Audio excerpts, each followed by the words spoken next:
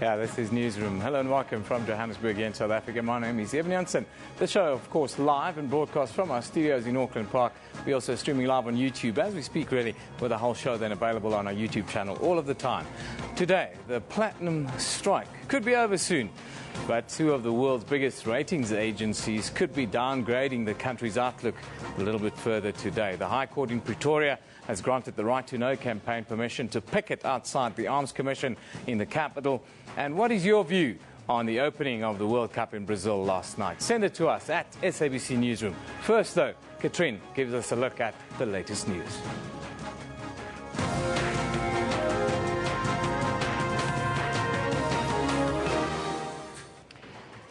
Good morning, I'm Katrin Malan, and let's take a look at this morning's headlines. Trade union AMCU says the latest offer by platinum producers could signal an end to the longest strike in South Africa's mining history. Union President Joseph Matunja has taken the offer to striking miners in Marikana. AMCU members have accepted the offer in principle. It will see lowest paid employees earn a monthly income of 10,000 Rand by 2017. This, meanwhile, the world's two major credit ratings agencies prepare to unveil their decision about South Africa's economy. Standard & Poor's and the Fitch Group will announce whether they are going to downgrade the country's ratings, which would make it more expensive for governments and South African firms to borrow money. Several economists have predicted the possible downgrade. Power utility Escom has apologized for implementing planned blackouts last night, saying they had no choice but to deliberately cut power in parts of the country for 2 hours after 2 units at a pair of power stations tripped. There is an especially high demand for electricity during the winter period.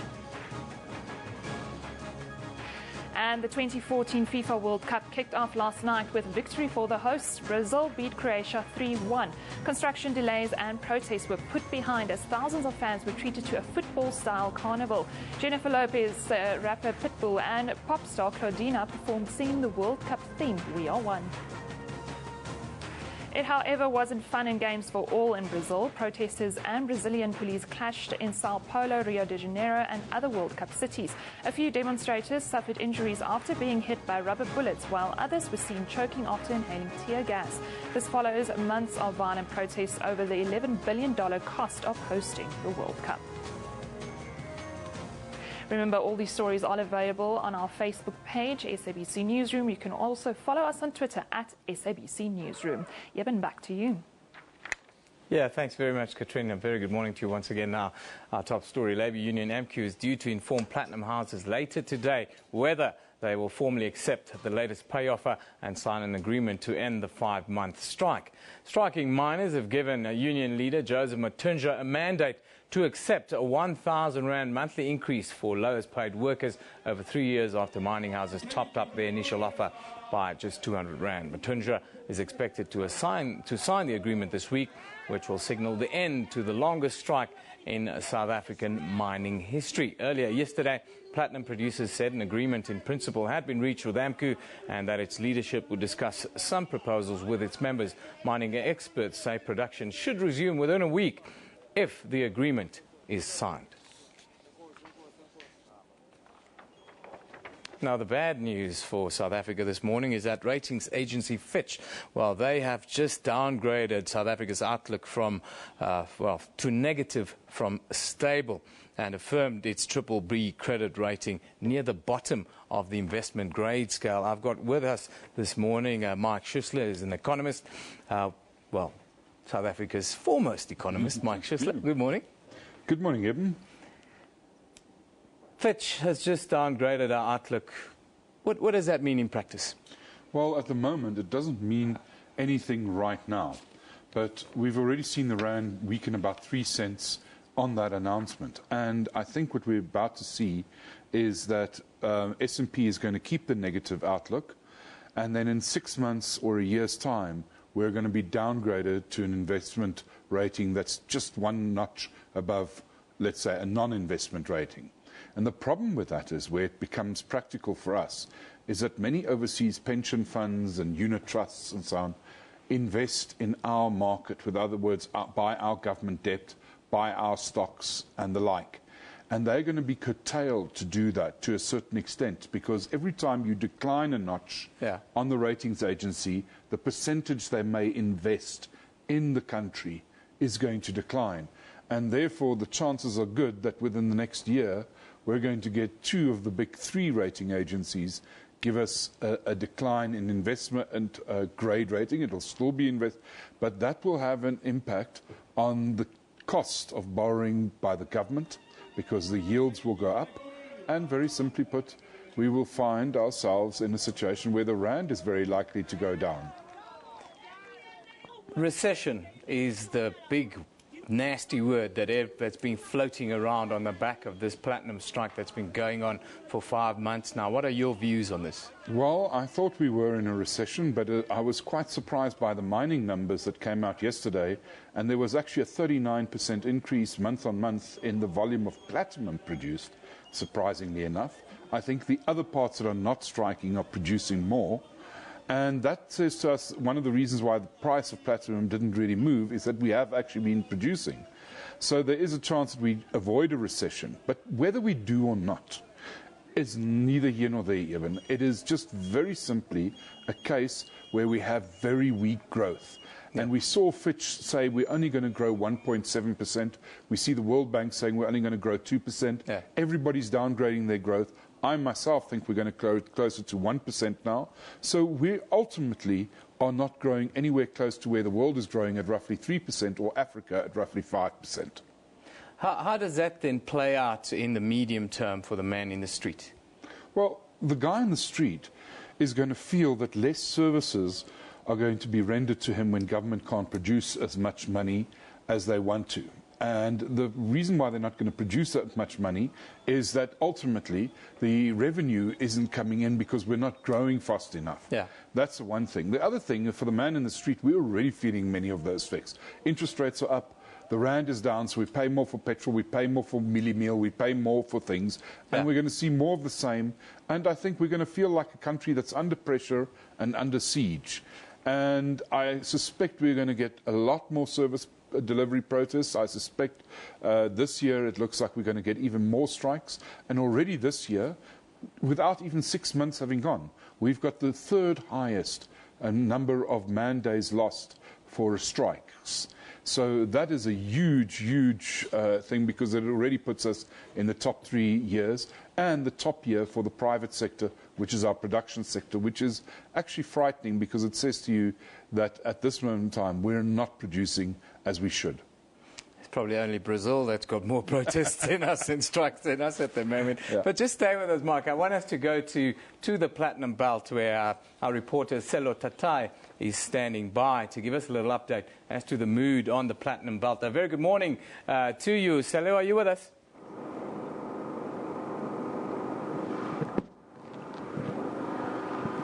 Well, good morning, Eben. Okay, Selo, you're there. You've made it. No, Selo Tatai's made it. Selo, just give us an update as to what's the very latest after, well, yesterday's goings on in the negotiation process.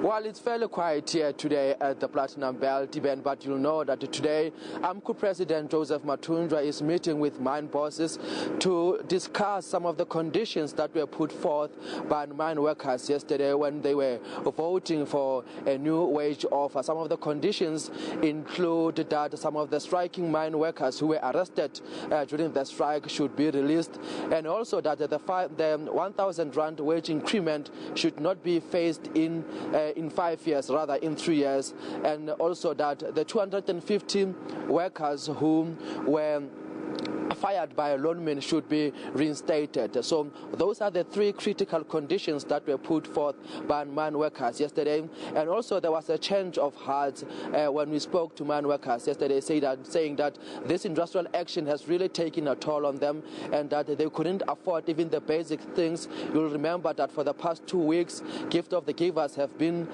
rather frequenting the Platinum Belt, handing out food parcels and blankets to struggling mine workers together with their families. Some of the workers, are they confident now that this long, hard process is finally coming to an end?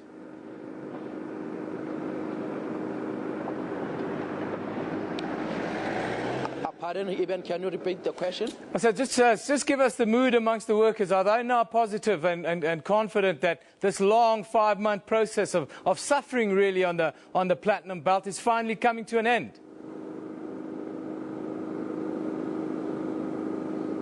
Yes, the mood is vibrant. Many of the workers that we spoke to yesterday and even in the early hours of the morning indicated that they will be reporting for duty as soon as possible.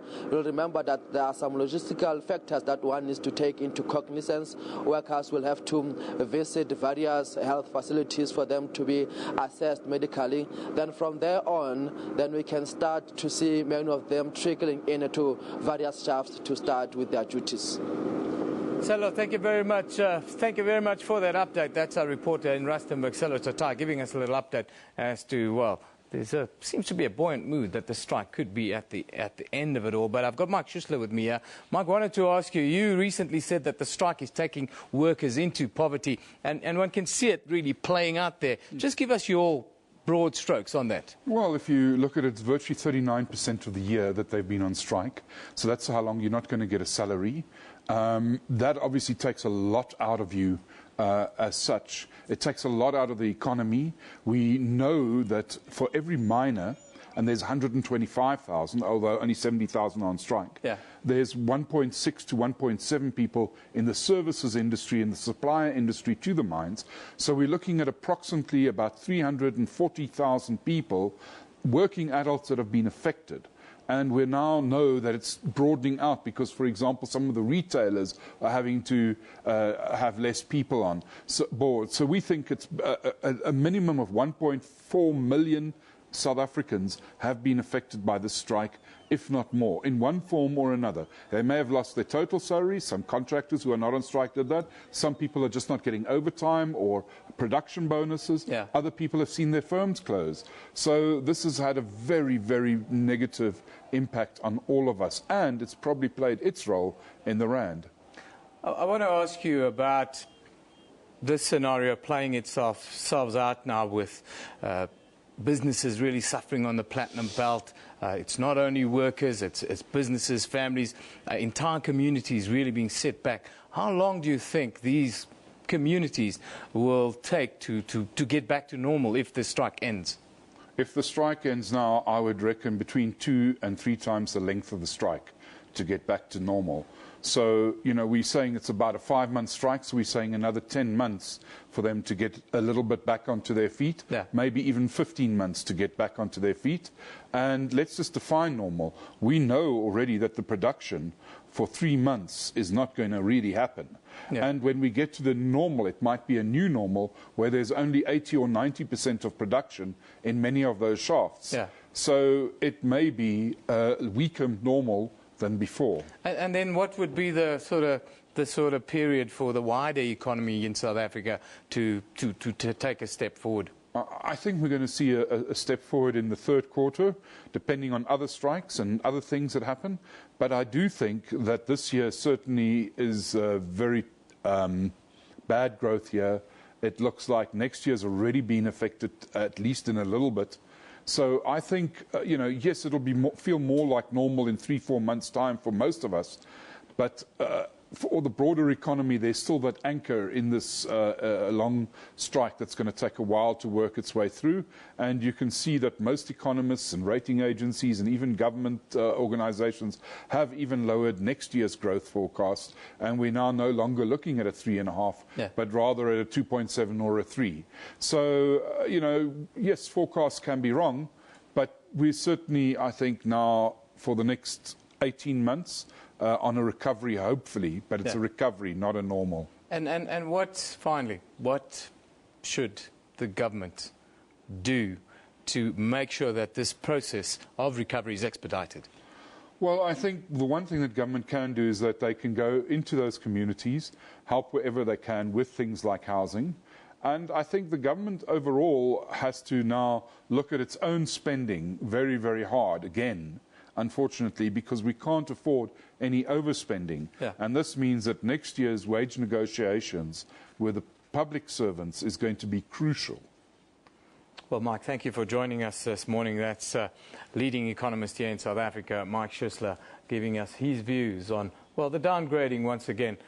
Fitch downgraded South Africa's outlook from stable to negative a couple of minutes ago, really. But let's have a look now at what you are saying about this strike on social media. Of course, it's been ongoing for months and months and months, and we feel that, it's affecting everyone in this country. Blue Genie says, "Dear Joseph Matunjwa, don't let your ego cause any more pain. Please sign. Give the man a pen," says Blue Genie. I think that a lot of people would share that sentiment today. Raymond Chilwane says, "It's not over yet, as they can still turn down the offer. Platinum strike workers need 12,500 Rand per month, not less, and that's a living wage." That's relative, Raymond. Tato Lebere says, Amkuz Matunjwa is my hero for days. Hashtag platinum strike there. Nationalization is the only way, says Dilinja. Go out, AMCU. Are you serious? We have capitalism as a problem, not AMCU, he says. Yeah, those are some of the... Eraheim says, rule of thumb, if the union bosses are fatter than you, you've been had. Well, that sort of puts it into context, I would think. Now, while the strike in the platinum sector has had a devastating effect on miners and their families, it has also led to many abandoning their pets. During the past 4.5 months, the SPCA says it has seen a dramatic increase in the number of stray animals in Rustenburg and Marikana, and that most of these house pets are starving to death. Now, here to talk to us about it is Meg Wilson, who's the NSPCA spokesperson. Good morning. Thank you for joining us. Thank you for having me. Desperate times, really, on the platinum belt, and I suppose collateral damage from it all would then be pets and animals in general. Yes, definitely. We found that a lot of animals have been abandoned. Other animals are starving to death. A lot of them have been surrendered to the SPCAs. People can't afford to feed themselves, so of course the animals are going to suffer as well. Now tell us, can you guys at the SPCA manage with this influx? How is it affecting your day-to-day operations then? The SPCA has been extremely busy and working hard in the situation. They've obviously had an influx of animals in their kennels, as well as going out into the affected areas and trying to assist wherever possible. And they are initiating a feeding scheme along with the People's Feeding Scheme for the animals. Just tell us about how the scenario's played out over the last 4 months for the animals on the platinum belt. Okay. Well, you've seen a lot of animals that have been starved. A lot of animals have been thrown away. People don't know what to do with them. We had one case that was very heartwarming. We found a man with his 7 very well-fed, obedient dogs who sacrificed his own comfort for them. So there are people that are trying their best, but it's obviously very difficult times at the moment. On a sort of personal note, have people come forward and ask you if they can leave an animal with you until the strike is over, for instance? There have been cases like that. Unfortunately, there's limited space in our SPCAs, and there's a lot of people with animals in the Rustenburg area. So options that they do have is to surrender their animals to the SPCA to try and find them new homes. And what are some of the peculiar or interesting cases or once-in-a-lifetime cases that you've come across over the last couple of months in dealing with this? I think one thing that stands out is we came across a man who was selling puppies out of a cardboard box because he couldn't afford food, and so that was his only option to get money for food, which was very heartbreaking for us to see. And how many of these animals that have now lost their families or have parted ways, but families have parted ways with them, what's the reality? How many are rehomed and how many have to be put down, sort of percentage-wise, and then the sort of... I don't have the stats with me, but we give every animal a fair chance to get a home. Our adoption process is very strict for good reason, and so we really do try our best to get these animals into new homes. And finally, just tell us, as the NSPCA, what do you ask people to do in this situation, and what's your message then to people who find themselves in a bit of trouble? Okay, obviously we're hoping that these strikes come to an end very soon and everything gets back to normal. But those people who can't afford to feed their animals or to look after them, to please surrender them to the SPCA. And that's not only in the Rustenburg area, that's countrywide. If you can't afford to look after your animal, the SPCAs are there to assist you. Well, you guys are doing a fantastic job. Saved a lot of lives. A lot of animal souls are well, are living a decent life now because of the work you've been doing. And I don't think a lot of people are aware of the sort of fallout from a strike like this. Thank you for joining us. Thank you very much for having me. That's Meg Wilson, who's the spokesperson for the NSPCA here in South Africa. Let's now take a look at some of the front pages around the world this morning. Of course, today the focus is, of course, on the World Cup opening ceremony that took place last night. Papers from across Brazil and Europe reporting on the event, and the Daily Telegraph are going with a nation divided as many remain unhappy about the billions that's been spent on hosting the tournament in that country.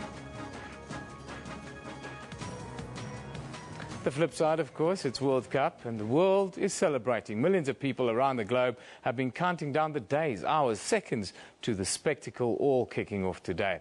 There you have it, proof from the front pages of the world. Let's take a look now at what you've been talking about around World Cup issues. Some people thought the ceremony was not that good. Others thought it was a brilliant ceremony. Others were saying to me last night, oh, our opening ceremony was much better. I heard we were complaining about our opening ceremony a couple of weeks after the event. Akshat said, what a win, Brazil. You have played awesome, Neymar. I don't think so. That penalty was not a penalty, Akshat. Take your yellow and green glasses off, please. Zunaid says, FIFA always manage to find the worst refs for tournaments. Yes, game one already gone to the refs. What a shame. That's exactly my sentiments today. You cannot give penalties like that in the biggest game in the world. And you can't have substandard referees. Shelley McLean says, okay, so I think I might be hating on Brazil, haha. Somebody please beat them. Yes, I think that's a general sentiment now. Of course, the big talking point was the derriere on display of the lovely Jennifer Lopez. Some pundits in the studio, well, they spoke about it at length and almost ignored the football. Pitbull with his don't touch my ankles but cover my knees, white pants and white shoes. I don't know. Don't know what you guys think of that. I thought it wasn't that great. But anyhow, keep it coming. We love your contributions. We love when you send us pictures, because it adds so much to the story that we try to tell. You're watching Newsroom. We'll be back after a short break.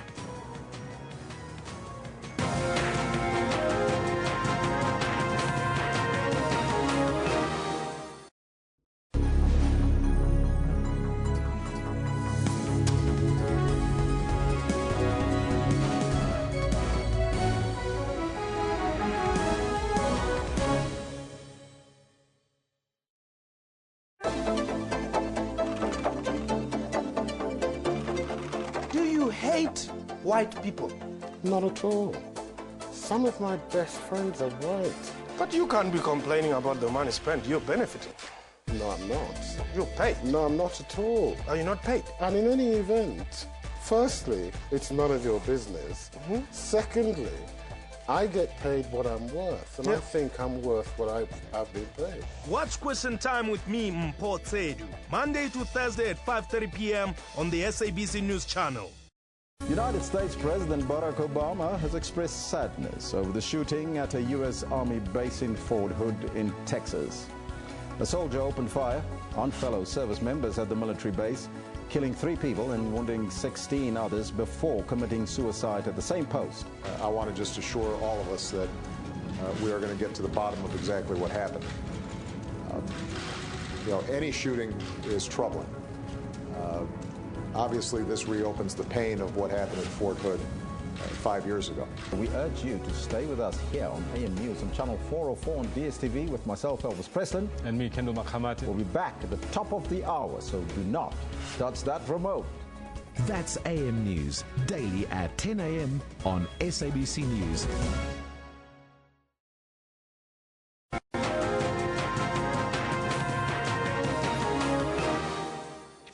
Welcome back. You're watching Newsroom on SABC News. The High Court in Pretoria has granted the Right to Know campaign permission to picket at the Sammy Marks Square in central Pretoria, where the Seriti Arms Commission is based. Judge Andre de Vries granted the order after hearing submissions from lawyers for human rights acting for the campaign, Patricia Erasmus, and a lawyer for Tshwane. Right to Know spokesperson Dale McKinley is with us in the studio to talk about their role at the Seriti Commission of Inquiry into the Arms. So good morning, Dale. Thanks for joining us. Thank you. You have access to the proceedings. Why protest? Well, it's a picket.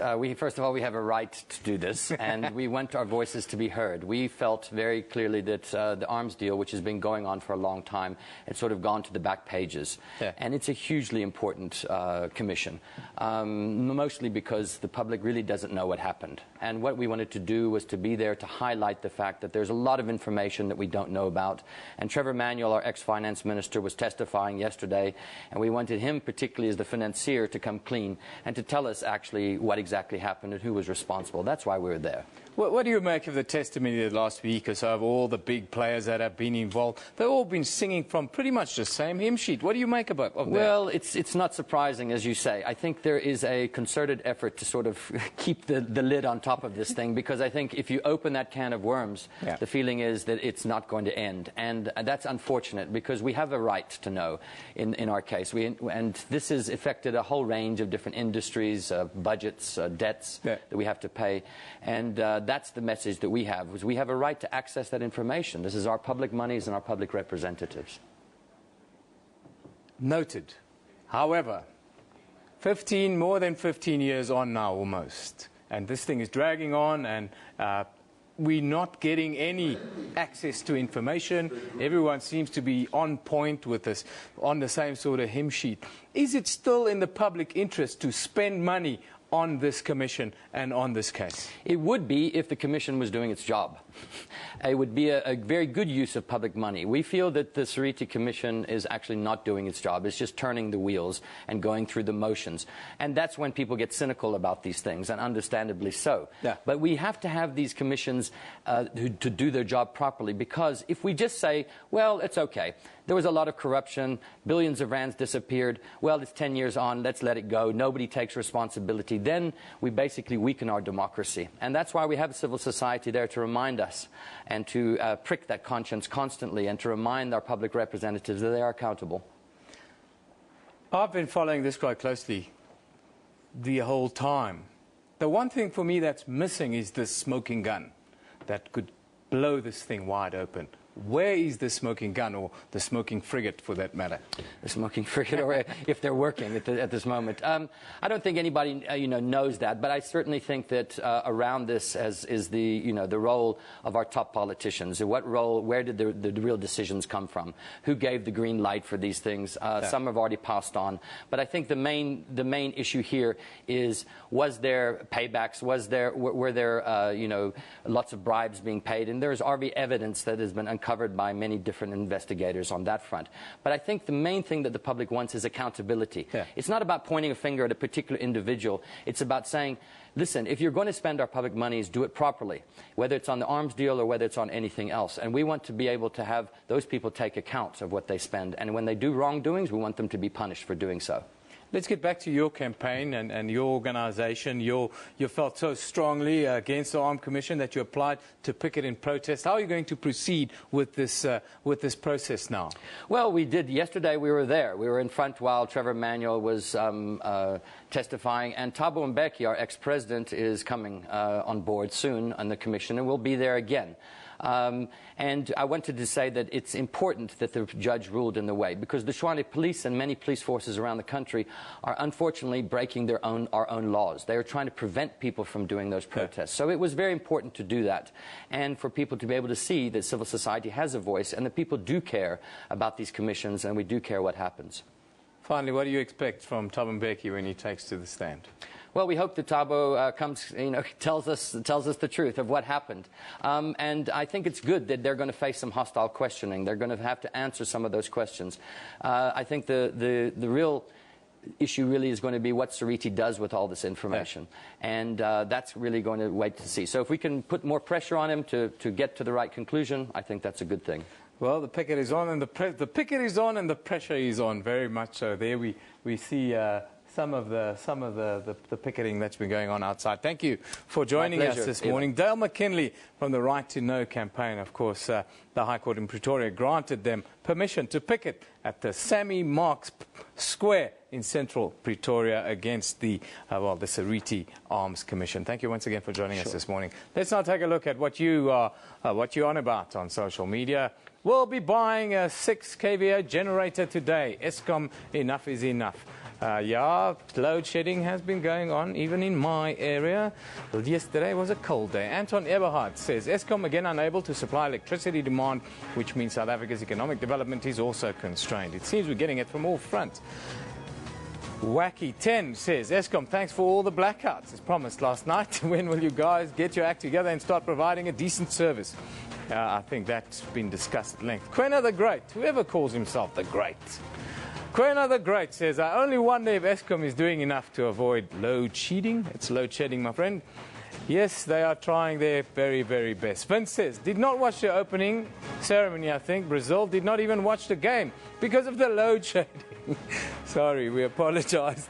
We apologize for that break. Unfortunately, it looked like some people couldn't even see the opening ceremony. I'm going to try and speak to Andrew Etzinger from Escom next week and see if there can be some restitution. Maybe you can watch it on demand on a big screen somewhere. Let's have a look now at what's on our Facebook page here at Newsroom. You can read more on mining union AMQ will today inform platinum buyers whether they will formally accept their latest pay offer. Also there you can see the City of Cape Town and community leaders of Luandle having agreed that SANRAL should take full responsibility for rebuilding about 850 shacks they demolished last week. And read more on government budgeting millions to pay medical doctors performing circumcisions during the winter initiation season. Now, there's been a lot of praise this week for car manufacturer Volkswagen, who are trending on social media platforms like YouTube and Facebook with their latest campaign of communicating just how risky texting while driving is. We're all guilty of this sometimes. Let's have a look.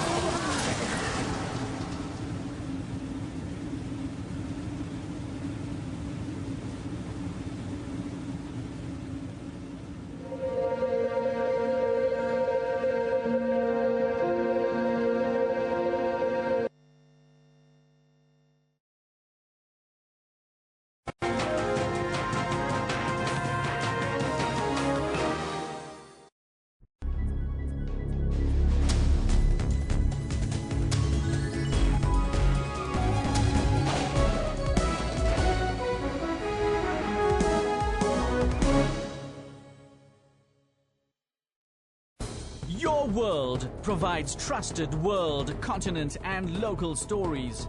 We deliver breaking news from across the globe and information on the latest top stories on business, technology, politics and sport.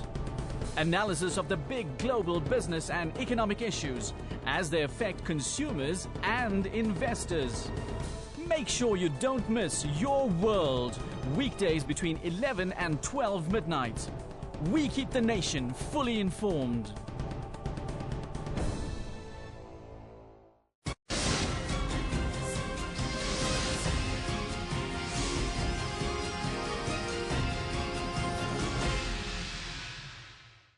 SABC, sharing 20 years of inspiration.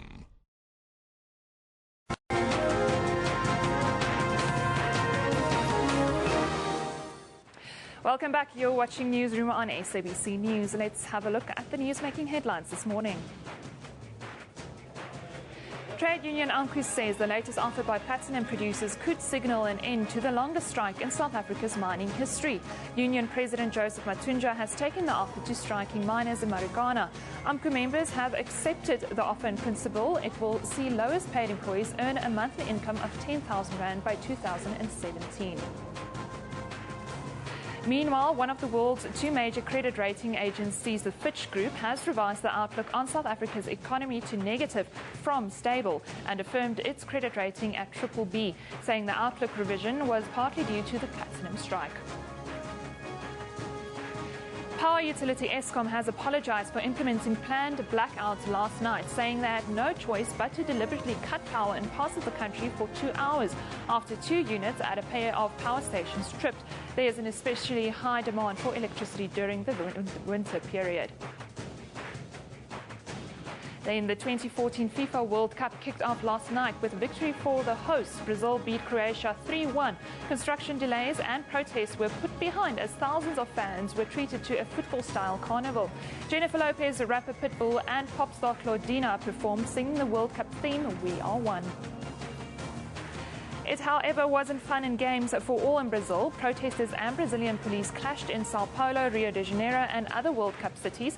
A few demonstrators suffered injuries after being hit by rubber bullets, while others were seen choking after inhaling tear gas. This follows months of violent protests over the $11 billion cost of hosting the World Cup. Remember, all these top stories are available on our Facebook page. You can also follow us on Twitter at SABC Newsroom. Now, the South African Clean Tech Innovation Program for small medium enterprises has officially launched in South Africa and is currently calling for applications for the Clean Tech Competition and Accelerator Program.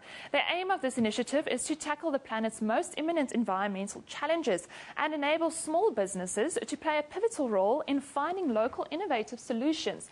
Entrepreneurs sprouting from fields such as efficiency, renewable energy, waste to energy and water efficiency will all be identified.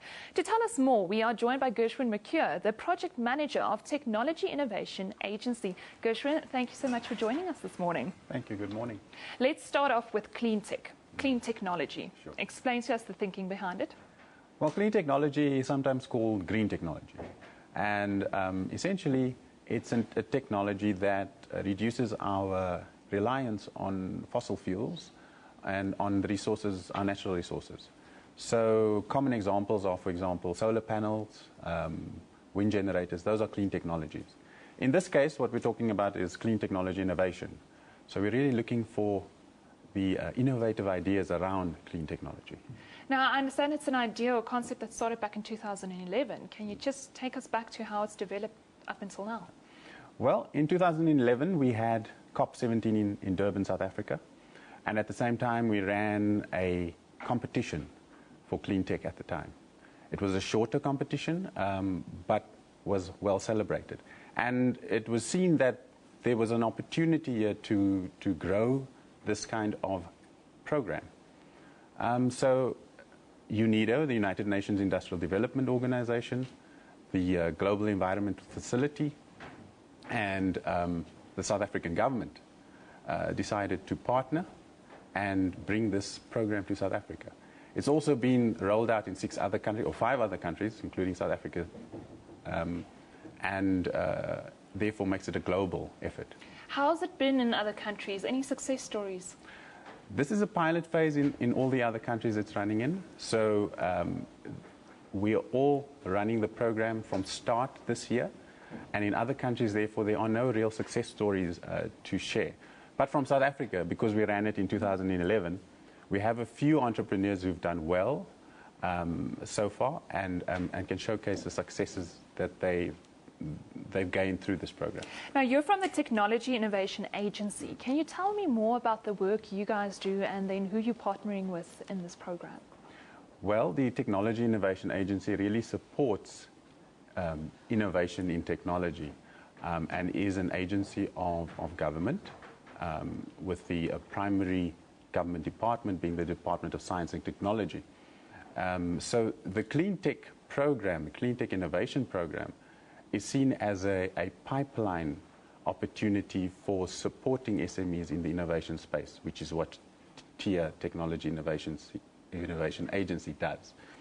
And as I've said before, the partners that we're working with is the United Nations Industrial Development Organization, the Global Environment Facility, and we have a knowledge partner in the USA called Clean Tech Open, who've done this kind of program for the last 6 years.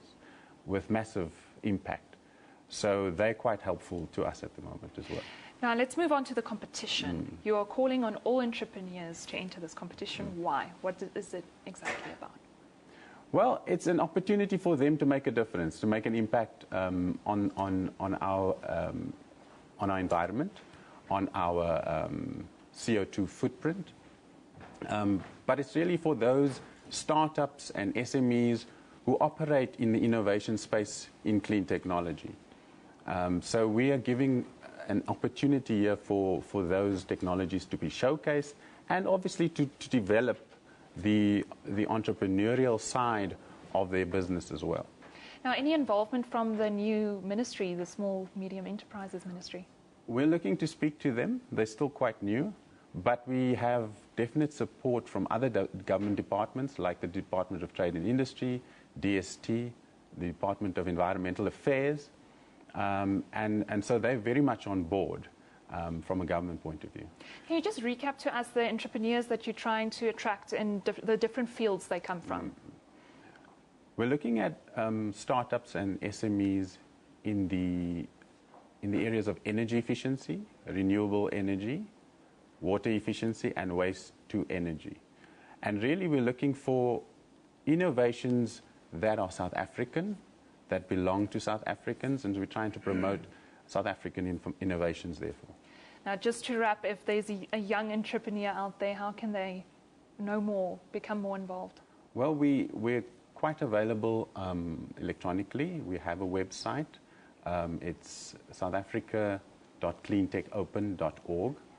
And we do have an email address as well, which is cleantech@tia.org.za. And we welcome anybody to call us or to email us to find out more about this exciting program. Al Gershman, thank you so much for joining us today. And of course, we'll also upload all of that information on our Facebook page. So if you're a young entrepreneur out there looking at clean technology, you can go find out more on our Newsroom Facebook page. Eben is standing by with a sports update. Yeah, thank you very much, Katrine. Very good morning to you once again if you've just joined. Of course, 2014 FIFA World Cup is underway. Brazil kicked off its opening game with a victory over Croatia. The score there 3-1. It was controversial after a penalty was, sort of soft penalty it was given in the second half. I've got Percy Nkatla from our sports desk here with me this morning. Good morning to you, Percy. Thanks for joining us. Good morning, Eben, and good morning to the viewers at home. Thanks for having me. Let's start at the beginning. The opening ceremony last night, a lot of people weren't very happy with it. They thought it was a bit flimsy. What are your views on it? I agree with a whole lot of people. I mean, when the opening ceremony was taking place, I was going through the social networks. Many people felt that it was not as impressive as the one that we had here in 2010. And I thought probably they decided not to spend as much as we did here to save for the other things. And we know the problems that they've been having with people not happy that the country will be spending so much on the World Cup when they've got problems. Well, that was the biggest talking point of the opening ceremony, were the outfits worn by the two ladies. That says a lot about the quality of the opening ceremony, doesn't it? No, it does, of course, even. I mean, Brazil has been associated with soccer, but we know they've got very passionate supporters, and one thing that soccer lovers out there will be looking for is beautiful people, beautiful ladies, and beautiful outfits. And we're not surprised. I'm sure this was expected by a whole lot of football lovers out there. There was a lot of that in the stands, I have to say. It was very impressive. But let's move on to, let's move away from the opening ceremony, and because there are real issues to talk about here. The first one, of course, let's talk about the protests, because that's really at the heart of this whole controversy around this World Cup. The talks, people are not happy with FIFA and the kind of money that's being spent on this tournament, being taken out of Brazil, could go to education, could go to health, and all these sorts of things. What's the latest, and what do you make of it? I think people are justified to a large extent. But I was there in 2012 when Bafana was playing the Seleção. Yeah. We know they lost that game 1-0. But when you go throughout the country, I mean, we were based in Sao Paulo. I mean, Sao Paulo is a beautiful city. I mean, it's one of the, Sao Paulo and Rio, we know a whole lot of, they've got infrastructure and all those good things. But when you went to the match, you could see a whole lot of people. They couldn't even afford the ticket to get into the stadium. Yeah. So that gave a sense of the country and the inequality that exists. You've got the rich and the people who are very poor. But we heard just before, a day before the tournament, the president of the country, Dilma Rousseff, she spoke about the amounts of money that they spent, they invested in education and health. But I'm sure Brazil, people love football, and they've put that aside because of the love that they have for their team, and they are now focusing on what's happening. I'm not sure what would happen if their team were to be eliminated out of the tournament. Maybe we would see the protest going up again, even. Yeah, but it was a marvelous scene to see stadium covered in the yellow shirts of Brazil. It was real beautiful, real carnival atmosphere. Let's talk about football. Were you a little bit disappointed by the Brazilian performance? I called it yesterday. I said I thought that Croatia, a much better side with Luka Modric in midfield, pulling the strings, a much better side than what people give them credit for. Of course, I mean, they played well. I mean, the first 15 minutes of the game, they put Brazil on the back foot, and the goal that they scored in the 10th minute, I mean, much has been said about the defense of Brazil. It's shaky, the guys, the fullbacks. Marcelo, we know he likes going up front, and Daniel Alves on the right back, both of them. And even their central guys, David Luiz, as well as Thiago Silva, they are not that solid. And they were exposed yesterday. I think throughout the tournament, they are going to meet some of the powerful teams, and they are going to be exposed. And they did try to get into the game. I think the mistake that the Croatians did was to sit back and try to defend their lead. Had they continued to attack, they probably would have gotten a second goal. And of course, there are a whole lot of talking points. We've been harping on the soft penalty that they had. I was not happy. Not that I've got anything against Brazil, but I thought, I mean, before they got the penalty, Croatia had a chance. It was a contest, but the penalty sort of killed the game. I thought Croatia were playing them off the park there. They were beating them in midfield. They were a little bit closer, faster to the ball than the Brazilians, and you could hear it from the reaction in the crowd. The crowd were not happy with the performance until that penalty in about the 70th minute, somewhere there, and that could change the whole complexion of this World Cup. And you know, with all the corruption charges against FIFA and all the negative publicity around it, that was the worst thing that could happen in the opening match of the World Cup, is a penalty. A penalty like that, that was not a penalty, Percy. I mean, that's true. I mean, a whole lot of people, even this morning, they're still complaining about some of the decisions that the referee took. There was a point where the Croatian striker went up and challenged for the ball with their goalkeeper. So it was clearly not an obstruction. Yeah. The keeper had not been fouled. And many people thought that Croatia then probably would have been able to score the goal. And the goal that was scored, the third one by Oscar, it really put the game beyond the Croatians. I mean, I was enjoying the game before the penalty, but after the game, I thought, man, these guys has actually spoiled the game. Yeah. But I'm sure they will improve as the tournament progresses. They didn't start well. Marcelo particularly didn't have a good game, but we know he delivers for Real Madrid, and I'm expecting a better performance from him. I think the own goal set him back a little bit. But let's take a look quickly at what are some of the games today and tomorrow. If I'm not mistaken, Cameroon, of course, are playing Mexico. There we have game 2.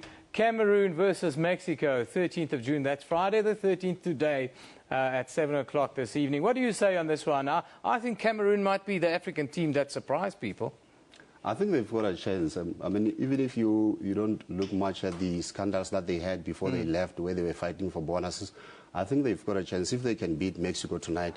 Mexico, they haven't been playing that well. If they can beat Mexico, it's not going to be easy for them against Croatia, but they've got a chance to go through, depending on how Brazil fares in their next game.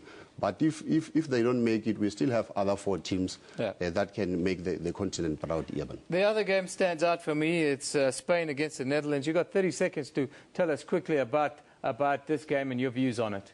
I mean, it's a repeat of the final of the 2010 World Cup that was staged here at the FNB. I'm sure the Netherlands will have something to prove.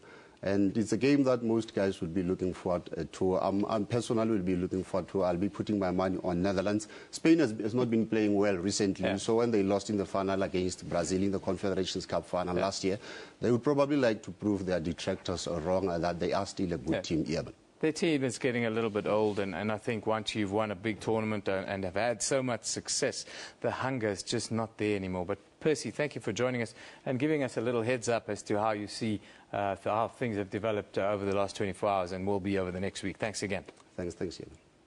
A quick and final look as to what you are talking about on social media. While many were celebrating the opening of the 2014 World Cup, unrests in Brazil continue. You can send us your views at SABC Newsroom. There you have a picture of a protester with a brick throwing rocks at police during protests against expenses done for World Cup organization. Okay, that's it. There you have, of course, riot police putting people down, protesters down in the street there, clashes before the World Cup. That from Saulo Corona, 15 injured, 31 arrested in Sao Paulo. Of course, these are the images coming in from Brazil right now. There you have police, of course, arresting some protesters. Prisons continue in protests outside FIFA World Cup protected territories. I don't know what they're saying. There you have some of those. We don't need the World Cup. We need money for hospitals and education. The open ceremony cost $9 million. This is why so many Brazilians have been protesting the World Cup, they say. There you have more pictures of the protests in and around the capital city of Sao Paulo, where, of course, the people are not happy. It's a nation divided, really. Brazilians are today a nation divided. They'll be happy that they won the opening match, and of course that would set the right tone for the tournament. Dubiously so, some would say, in Croatia this morning, and of course there are the others who worry about education, health and other reforms that need to be made in that country. So it's not only in South Africa and on this continent we have those kinds of discussions and those kinds of social ills. That's where we leave it. Thank you for watching. Newsroom is broadcast live from our studios in Auckland Park, Johannesburg, between 9 and 10 a.m. every weekday morning. The show repeats at 2 o'clock in the afternoon with a rebroadcast at 5 a.m. the following morning. We also stream live on YouTube at that time with our whole show available on demand on our YouTube channel all of the time. This is SABC News. You've been watching Newsroom. We simply love it in the morning.